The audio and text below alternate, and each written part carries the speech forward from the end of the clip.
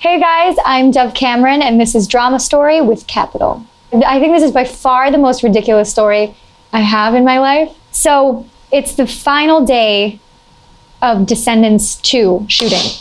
Filming had stopped, but everybody was leaving the next day to go back to where they're from. It was Halloween. It just happened to be Halloween. Thomas and I were just starting to date at this point.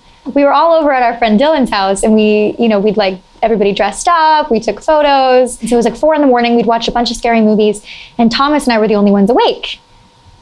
Or so we thought. And so we walked to McDonald's because it was like right there.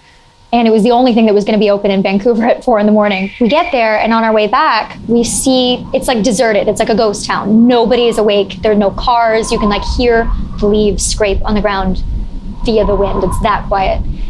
And we hear somebody walking behind us. And I just like reflexively turn around, and it's this massive human being in a chicken costume, like an adult. Not a child, an adult walking alone in a chicken costume, hiding their face. And I was like, I just had this really bad feeling. I was like, this is not normal, something's weird about this. But we just kept walking. And it was only like a couple blocks till we got home to Dylan's. And we kept walking, and every time we turn around, the chicken would stop. And then we'd start, and chicken would start again. And I was like, oh my God, this is how I die. I'm gonna die tonight, and this is how I die. And I was like in my pajamas or something, and I was like, I'm gonna die with this guy who I barely know. And we're gonna die in Vancouver via chicken. We get close to the house, and I start to like move a little quicker, and the chicken starts full-blown running towards us, like going to murder us. And Thomas like stays really slow, and he's like, it's fine, like whatever it is, like I'll handle it. And I was like, what if it has a knife? What if this chicken's packing heat, you know? And I like run into the house, and he barely narrowly gets in behind me, and the house is awake by the time we get back. We lock the door, and this chicken person starts slamming on the windows. I was positive I was gonna die. And they were banging on the windows, and then they'd disappear into the brush and then bang on the windows on the other side of the house.